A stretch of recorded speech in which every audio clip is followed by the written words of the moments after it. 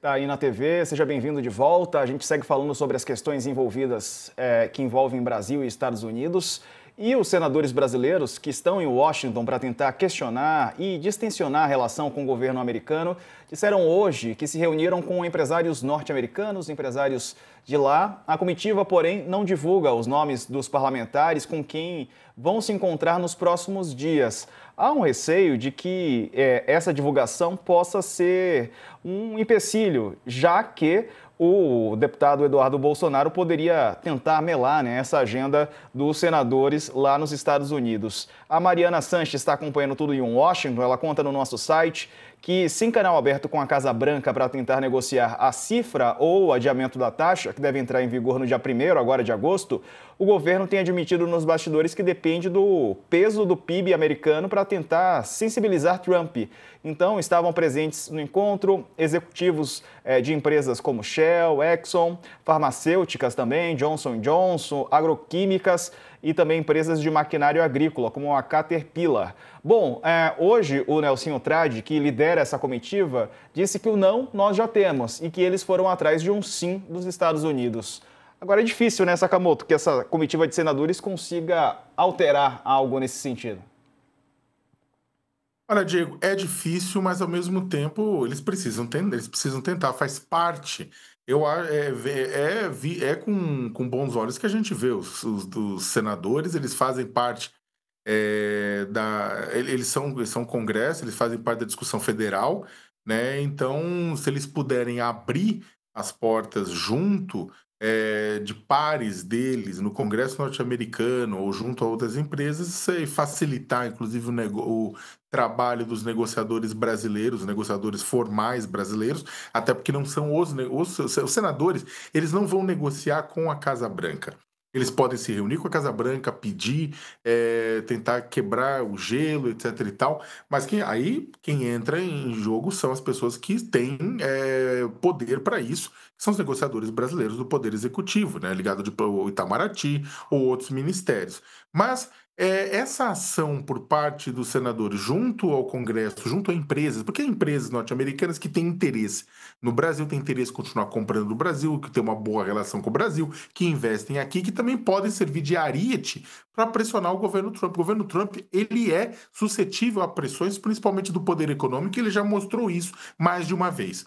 Então, é positivo, é bem-vindo. Agora, vai funcionar? Isso eu tenho também grandes dúvidas e não é por conta da boa vontade dos senadores de oposição e de situação que estão lá.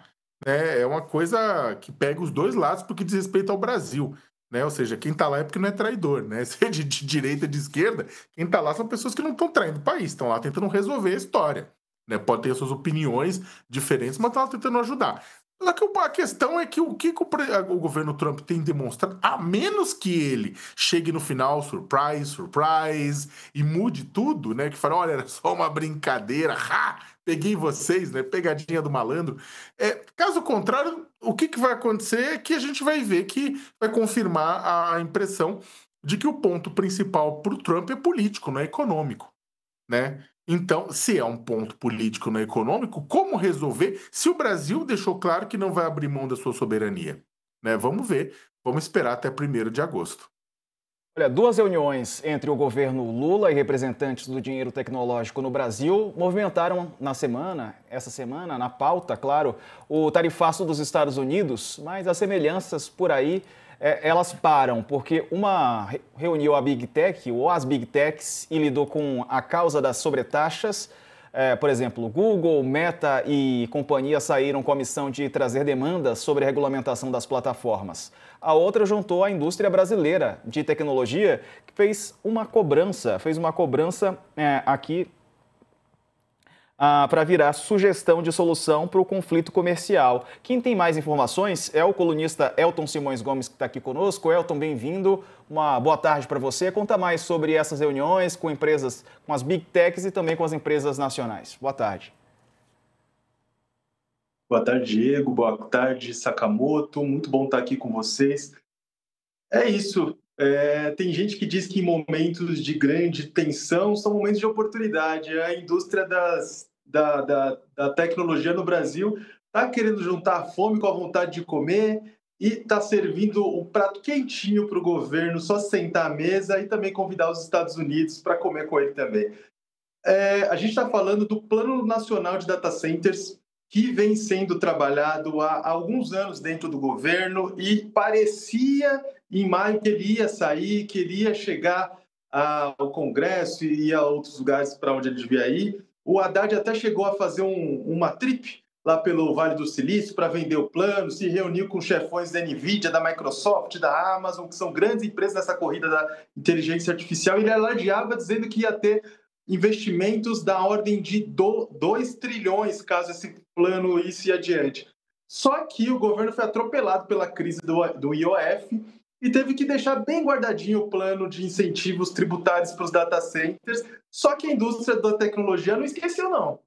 E agora lembraram dessa política e voltaram com um discurso novo, prontinho, que cabe no gosto, cai certinho no gosto do governo, que é: por que não pegar esse plano que constrói uma certa infraestrutura de processamento de dados aqui no Brasil, que é bastante, está bem atrás nessa corrida, e diz para os Estados Unidos que está fazendo isso para conseguir dar sustentação ao esforço que eles estão fazendo por lá na corrida de inteligência artificial contra a China. É um argumento bom que vai vir a calhar caso isso seja levado para a mesa, até porque quando a gente olha para os Estados Unidos, as grandes empresas, Meta, OpenAI, Microsoft, Amazon, estão construindo data centers gigantescos por lá.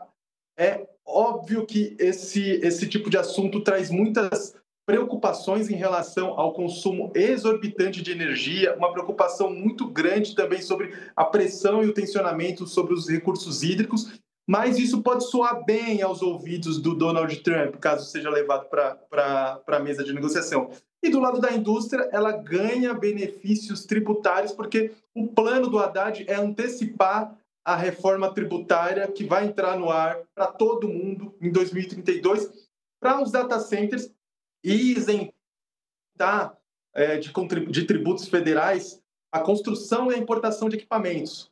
E a indústria de tecnologia já está esfregando as mãos e vendo as várias possibilidades de investimento que podem surgir aqui no Brasil. É mais um caso daqueles que todo dia sai alguém com uma ideia muito boa de como fazer negócios, e se ela encontrar alguém que topa fazer negócio, as mãos são balançadas, os tapinhas nas costas são dados e o negócio sai. Dessa vez, quem está do outro lado da mesa sugerindo negócio é a indústria da tecnologia, Diego. E é bom lembrar que dentro dessa indústria, dentro da associação que fez essa proposta, tem Big Tech lá dentro, sim. Ou seja, do mesmo jeito, da mesma forma que as Big Techs estão por trás dessa pressão dos Estados Unidos por essa investigação, que tem alvos como o Pix, até a Rua 25 de Maio. De outro lado, tem Big Tech sugerindo possibilidades de solução para esse imbróglio. É isso aí, Elton.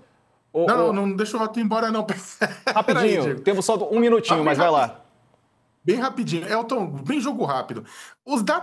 A pergunta é a seguinte, esse acordo, se você for traçar, o pessoal for construir um acordo, entrar na parte da negociação, o que me preocupa é que você instalar um data center, você precisa de uma quantidade cavalar de água para resfriamento do sistema, por exemplo. São milhões de litros de água que você precisa. Então, até que é uma discussão. Vai instalar um data center numa região pobre? É legal, vai trazer emprego? Mais ou menos.